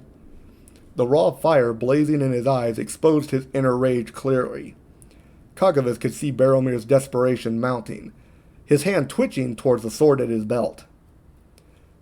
That is where we differ, I'm afraid. I want my children to grow up in an Alazan where all tribes are equal, where blood has no say in how we forge our path, and it is normal for a Northern child to play in the fields with humans, Soltari, or even Erivolk. I am a proud Northern woman, but you have allowed your pride to rot. All that's left within you is arrogance and hubris, and that would lead us all to ruin. It's a shame, Barrelmere. Your charisma would have made you one of the most beloved leaders in our tribe's history, equal to our ancestors that led the founding of the Highlands Parliament. You've let your grief and anger over our parents' death corrupt you into this beast. Barrelmere took a step forward and drew his sword. Put that damn pouch down, Kako. I swear I'll cut you down. Kakavis smirked and pulled a chunk of flint and her dagger from her sash. Do as you wish, but I refuse to give you a chance to hurt anyone else. You have already taken Matthias from me. You will not take my sons, she said with a defiant huff. Her shoulders squared back, striking the flint with her blade. The string hanging from the pouch quickly caught fire. Giving Barrelmere a knowing smile, Cockavis threw the pouch over her shoulder, where it plummeted towards the crystals. A dusty black cloud of powder escaped the bag as it fell. "No!" Barrelmere screamed, charging with his sword thrust forward like a spear. He bore down on his sister with eyes and lips twisted into a vicious snarl. Cockavis stood her ground with a serene look on her face, even as her brother's blade pierced her heart. The brightly burning pouch struck the crystals. "Goodbye, Barrelmere," she whispered. A sudden flash, and then nothing remained but smoldering ruins. Mountains and forests, the rivers, the town of Little Hope, all reduced to ash and scorched dirt. Everything within a half-day's journey of that spot, swept away in a single fiery wave of destruction. The desolation was upon them. The end. Okay, as I mentioned, this one was a bit heavier compared to some of my other stories. So, this one definitely dealt with more dark imagery and such like that, with Cockavis's mate being executed and the destruction of essentially their entire homeland. It's very difficult to swallow sometimes, seeing stuff like that and reading about something like that, but I felt like I wanted to put the stakes out there and show why the Northern were like despised to the level that they are. In truth, Cockavis was not a heretical woman, nor was she a bad woman. She was a mother who wanted to protect her children and make sure that they could grow up safe. The fact that she was willing to sacrifice herself and commit an act that would wipe out a massive area the size of a small country in order to do it. I can think of a few mothers that would probably say that they would be willing to do something similar to protect their own children. Like, there is a reason the mama bear, like, stereotype exists. Like, hard, like, strong-willed women are some of the most vicious and protective mothers out there, and that was the kind of vibe that I was wanting to give with Cockavis. Like, she was I want to go deeper into, like, her lore and her journeys with the other saints at some point. But in reality, like, she's not a bad person. She's just a bit of a snark that became jaded after working in certain, like, fields for a long time until she met her mate and ended up having a family. And then afterwards, she got dragged into the war that her brother started. And her and the other saints were basically the only ones that were trying to do anything about it. And it eventually culminated in the events of this story. The rest of the Wind Saints escaped and made it as far away as possible, while Cockavis basically drew everyone's attention onto her and wiped out this entire enemy army in one fell swoop in order to end the war and protect her friends, her children, and the way of life that she had grown to love. So this was kind of like a very heavy story for me to write. It's one of the heavier ones that I've written so far. And like, it was a tough one to write. Like, originally it started as a flash fiction, which was a lot shorter, like less than 500 words. But eventually, like, I wanted to stretch it out and dive deeper into like what was going on and why things were happening in this way.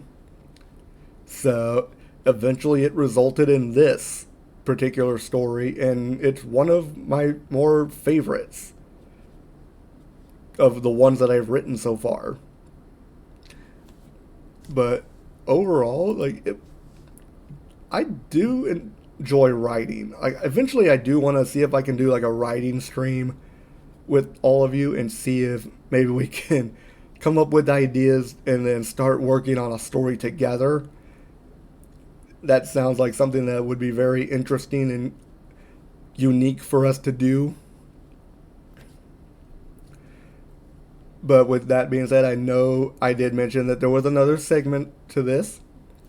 And as I mentioned before, we were unable to like figure out a way where we could do light novels the way that I had originally intended. However, what I can do is read from books that are considered in the public domain and have no copyright issues dragging them down.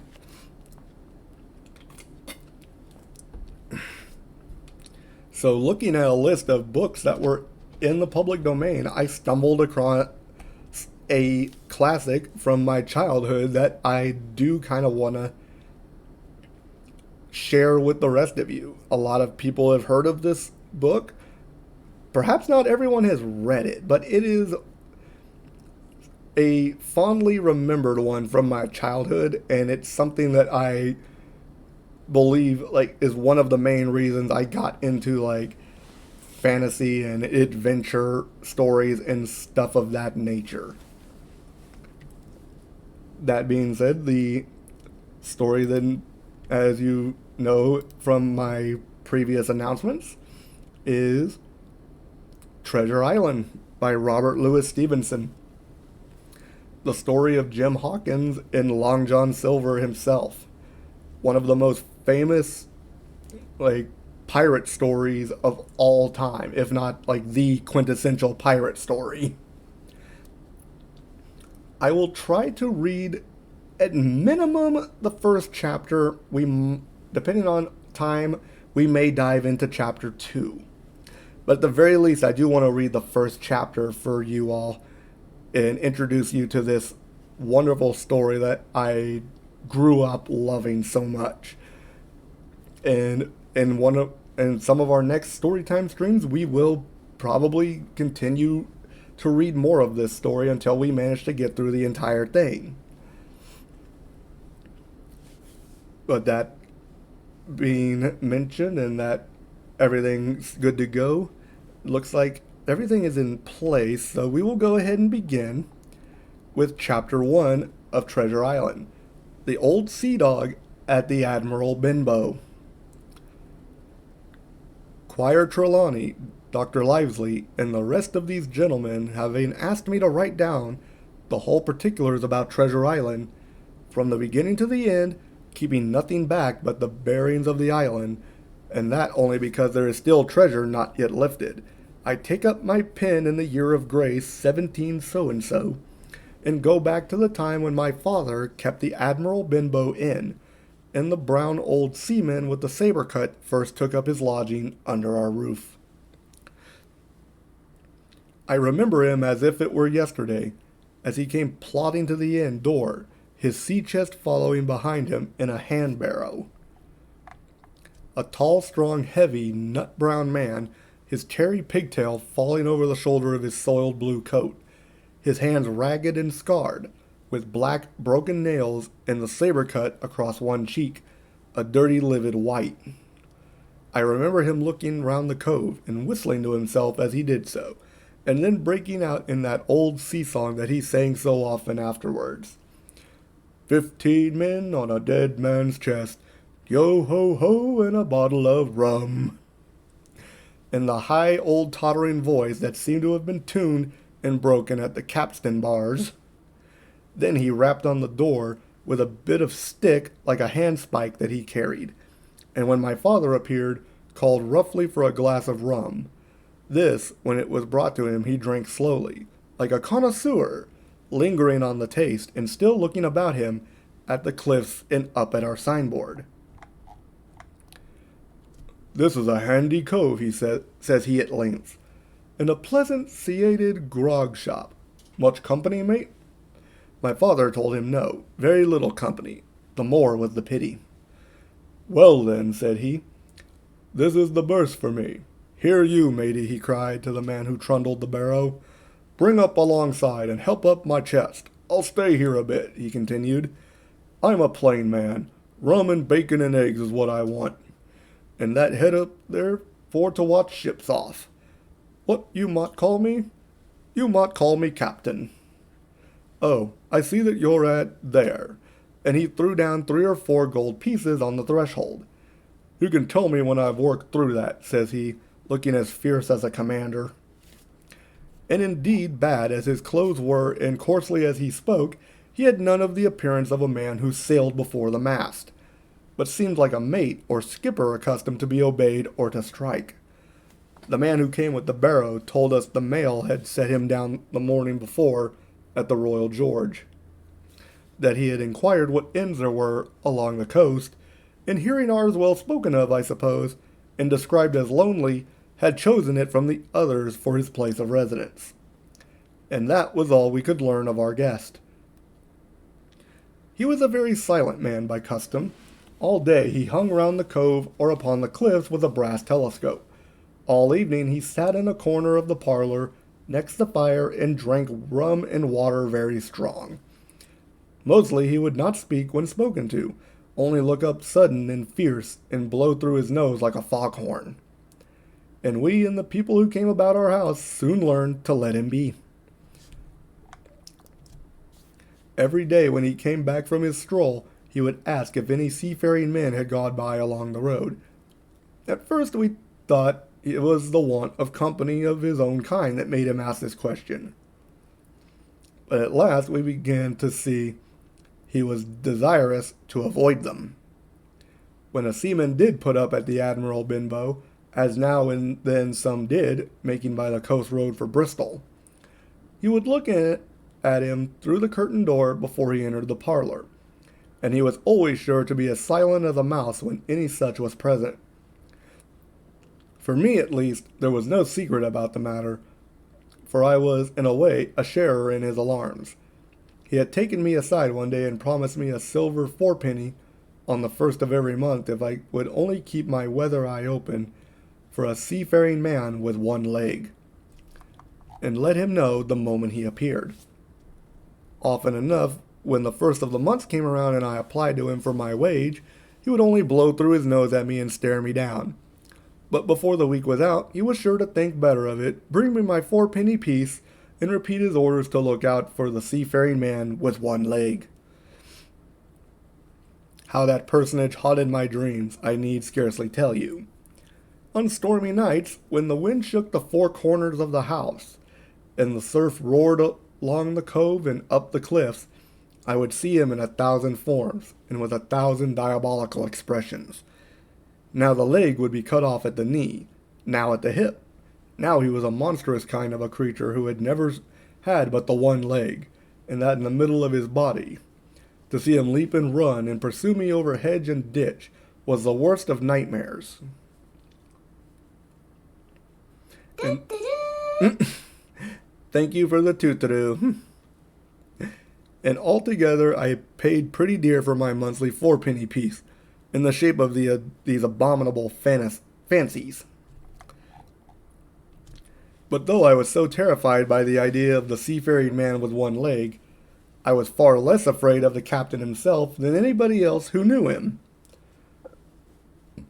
There were nights when he took a deal more rum and water than his head would carry.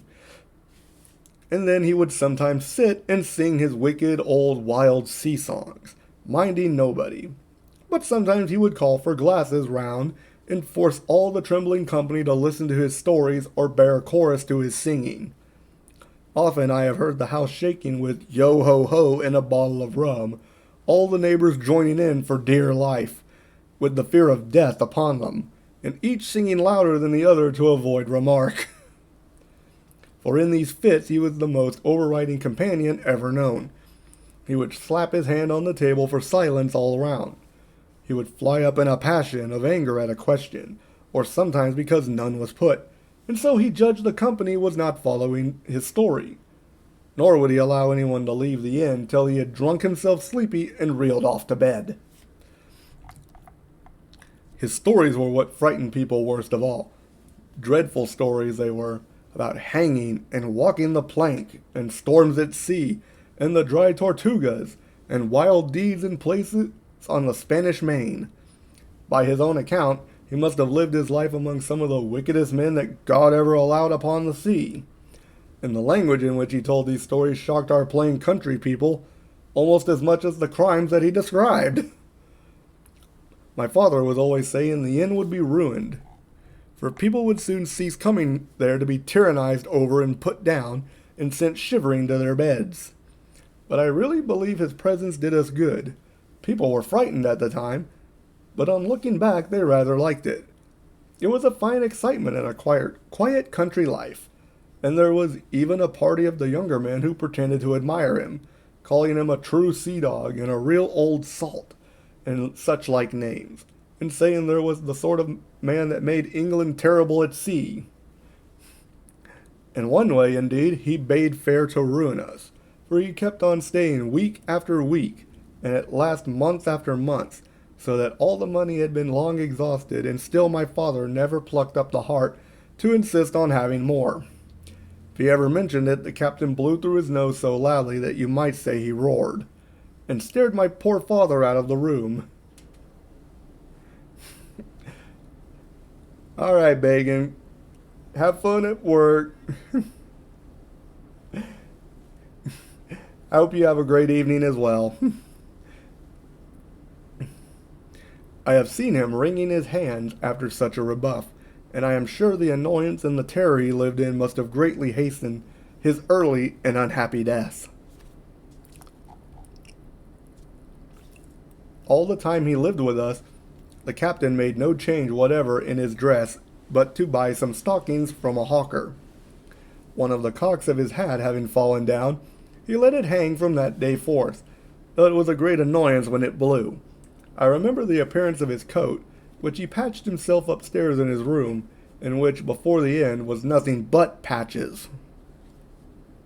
He never wrote or received a letter, and he never spoke with any but the neighbors, and with these, for the most part, only when drunk on rum.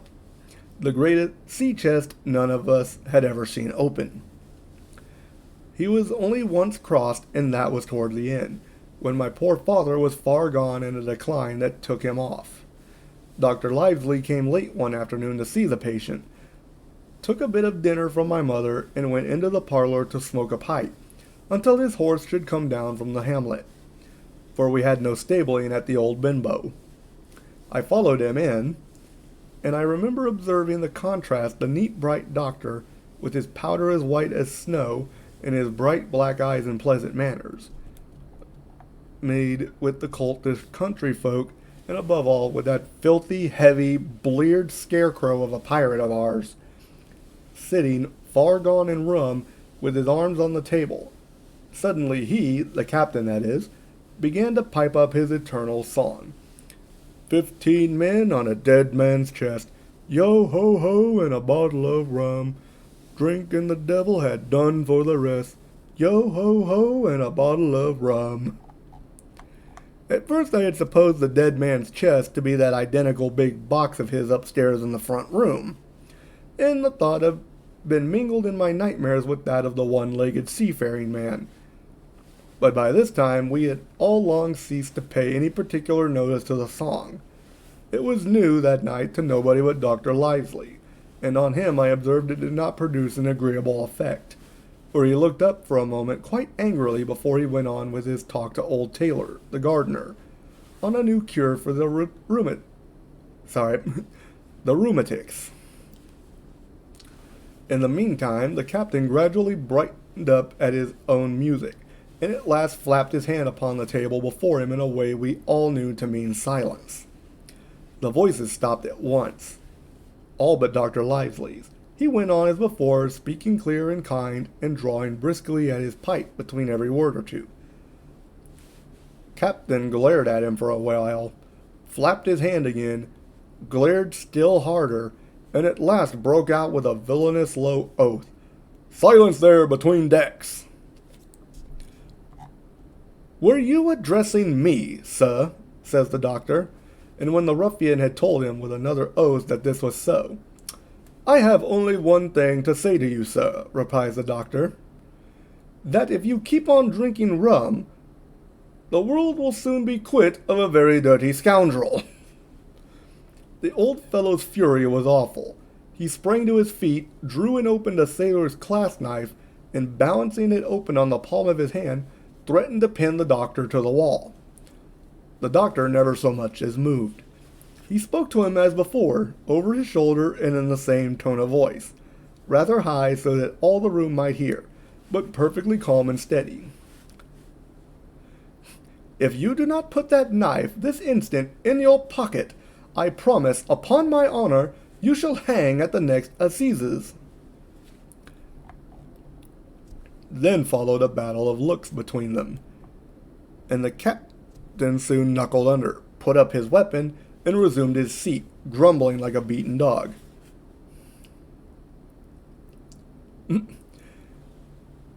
"Hi, Seas King. Welcome to the stream." As you can see, we're kind of making our way through Treasure Island right now, and right now it's proven to be a pretty fun story. Hopefully you enjoy it. "And now, sir," continued the doctor, "since I now know there's such a fellow in my district, you may count I'll have an eye upon you day and night. I'm not a doctor only, I'm a magistrate, and if I catch a breath of complaint against you, if it's only for a piece of incivility like tonight's, I'll take effectual means to have you hunted down and routed out of this. Let that suffice." Soon after, Dr. Lively's horse came to the door and he rode away. But the captain held his peace that evening, and for many evenings to come. Oh wow. Dang. This doctor.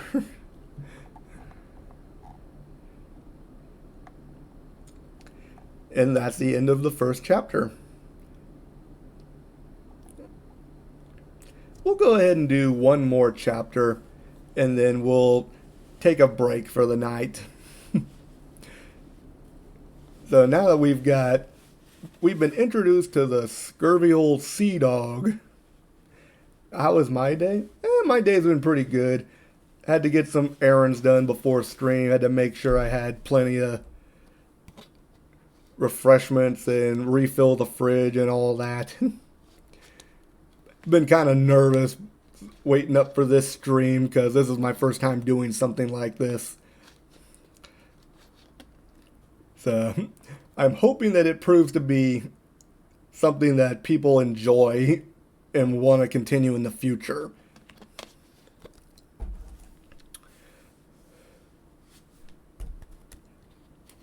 Thank you for the hydrate notice, Stacy. I actually am about to hydrate. My throat is starting to feel a little parched at the moment.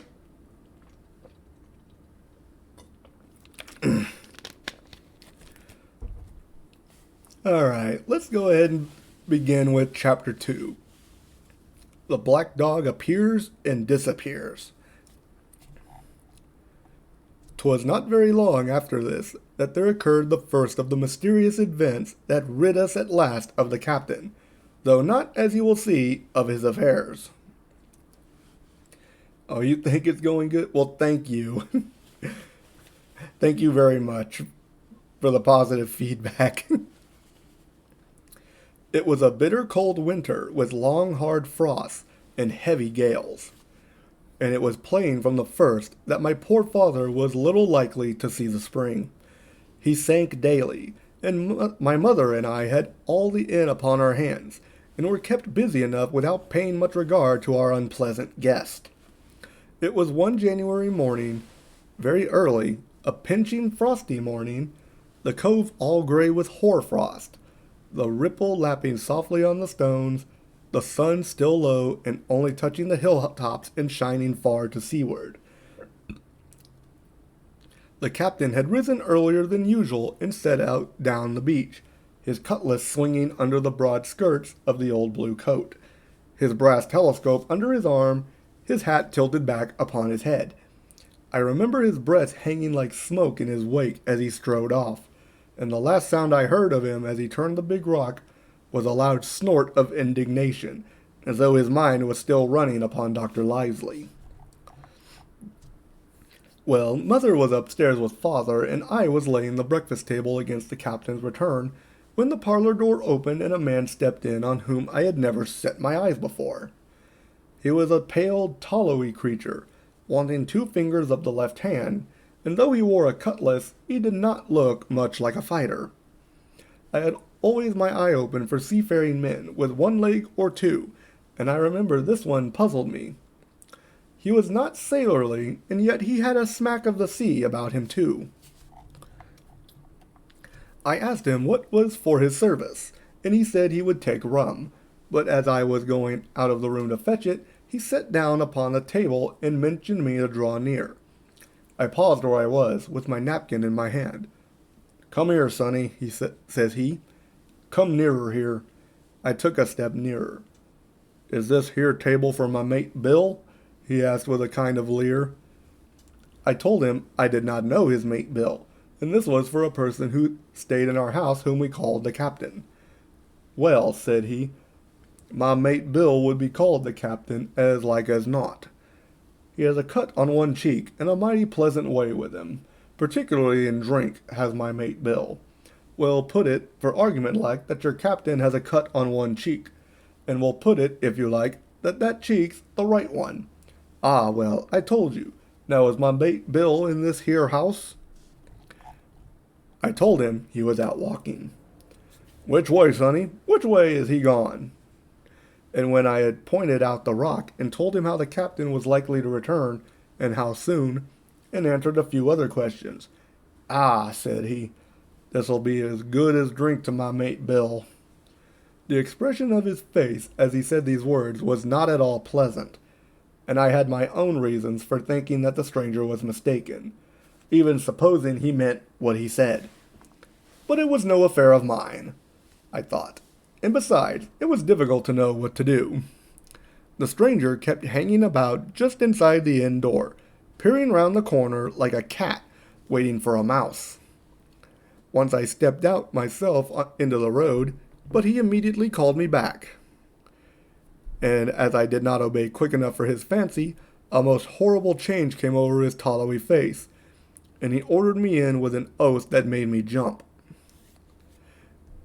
As soon as I was back again, he returned to his former manner, half fawning, half sneering, patted me on the shoulder, told me I was a good boy, and he had taken quite a fancy to me.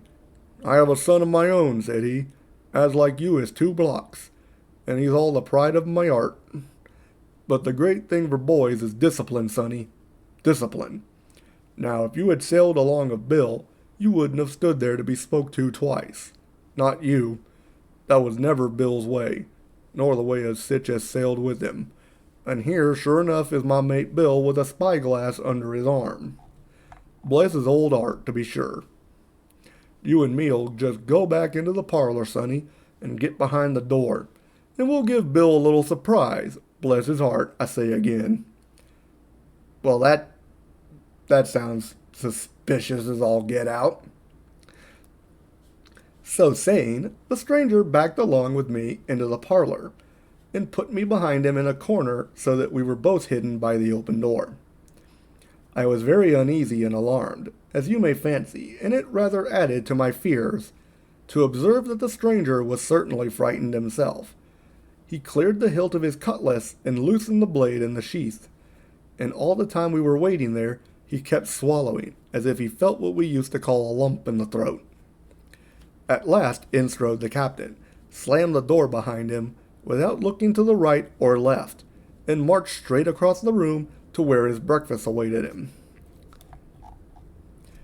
"Bill," said the stranger in a voice that I thought he had tried to make bold and big. The captain spun round on his heel and fronted us. All the brown had gone out of his face, and even his nose was blue. He had the look of a man who sees a ghost, or the evil one, or something worse, if anything can be. And upon my word, I felt sorry to see him all in a moment turn so old and sick. "Come, Bill, you know me. You know an old shipmate, Bill, surely," said the stranger. The captain made a sort of gasp. "Black Dog," said he. "And who else?" returned the other, getting more at his ease. "Black Dog as ever was, come for to see his old shipmate Billy at the Admiral Benbow Inn. Ah, Bill, Bill. We have seen a sight of times, us two, since I lost them two talons," holding up his mutilated hand. "Now look here," said the captain. "You run me down. Here I am. Well then, speak up. What is it?" "That's you, Bill," returned Black Dog. "You're in the right of it, Billy. I'll have a glass of rum from this dear child here, as I've took such a liking to, and we'll sit down, if you please, and talk square, like old shipmates." When I returned with the rum, they were already seated on either side of the captain's breakfast table. Black Dog next to the door, and sitting sideways so as to have one eye on his old shipmate and one, as I thought, on his retreat. He bade me go and leave the door wide open. "None of your keyholes for me, sonny," he said, and I left them together and retired into the bar. For a long time, though, I certainly did my best to listen.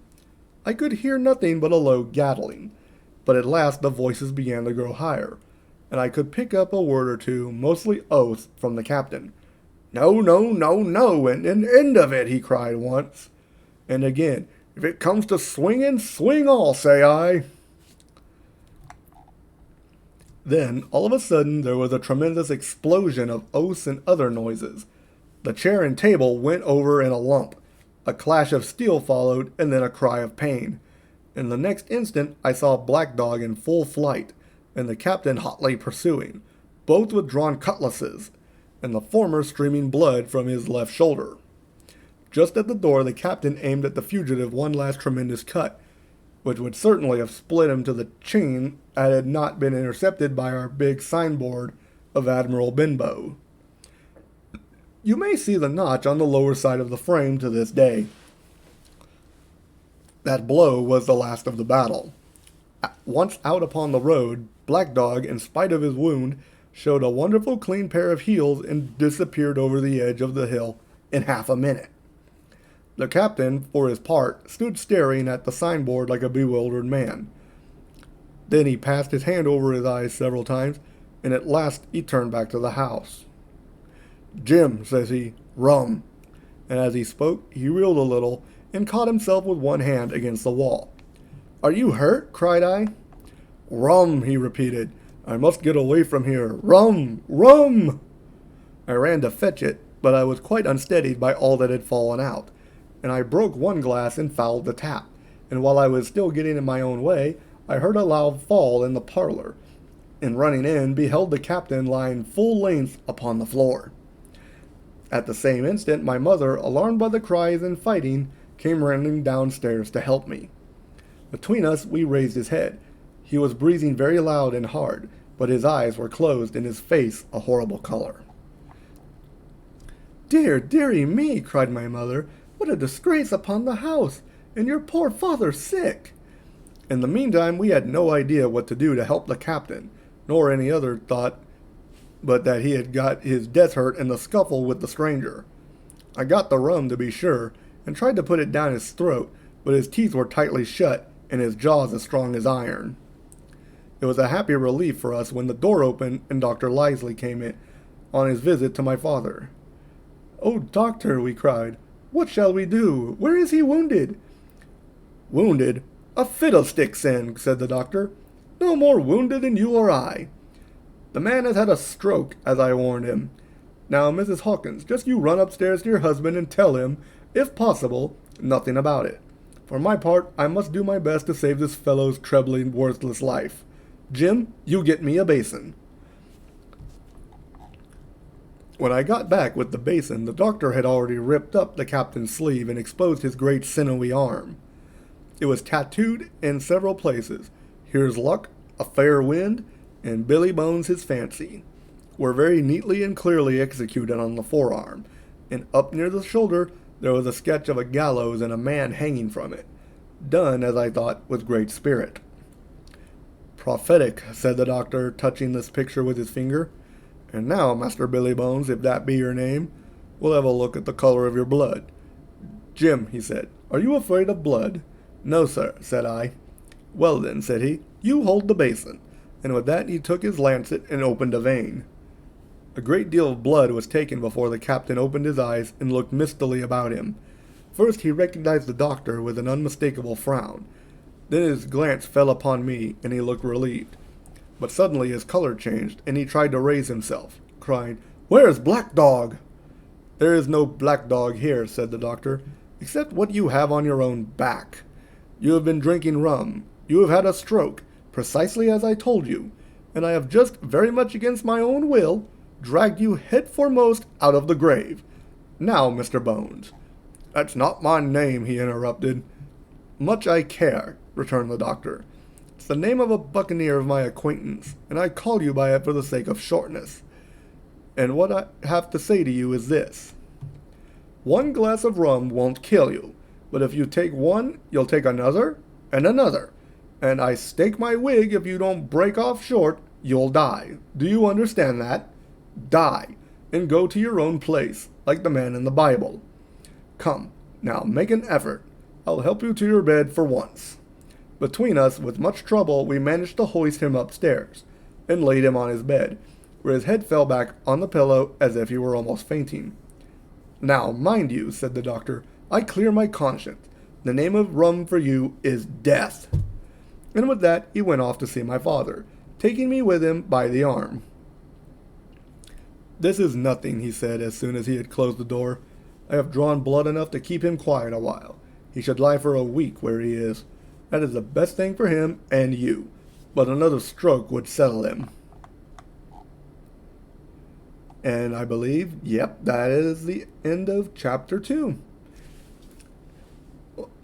I think, like I mentioned, but we'll go ahead and stop there for the night. I'm feeling very good about this.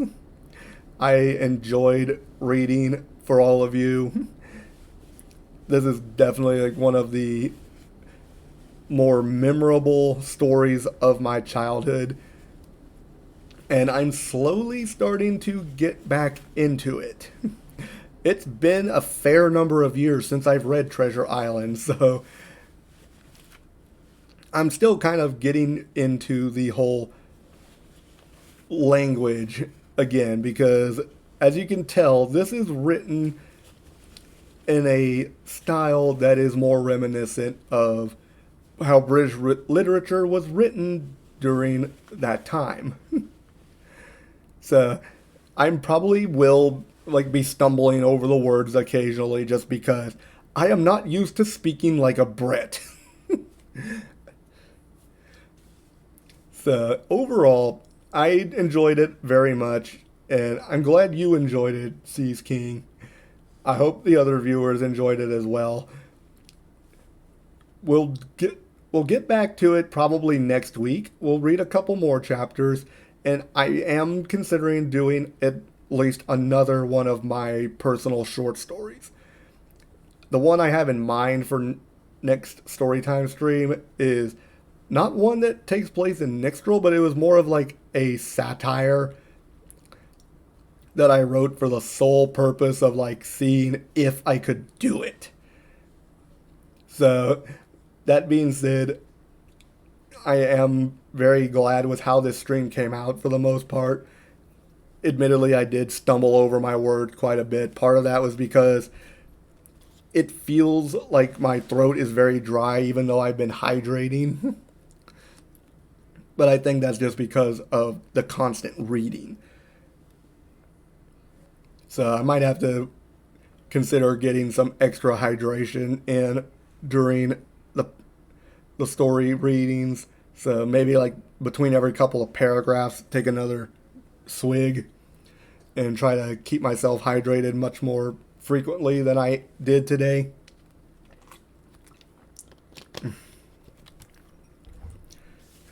But for now, we'll kind of head off for tonight with the reading. And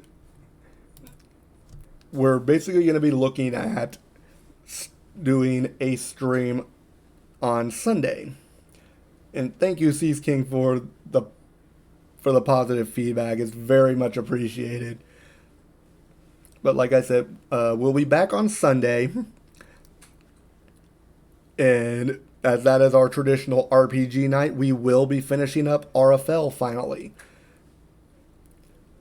Because that being said, we are outside the last dungeon in that game, so we will be completing it, considering everything else that has been going on. But once we finish that, we'll be looking at starting up some new RPGs, and I am going to be spending the rest of this week probably working on some of my stories. I will likely be running tests with my Switch and connecting it to my capture card and seeing if I can make sure that my setup is good to go, because next week I do want to try and get, if we, let's see, because I know we did the last of Ratchet and Clank.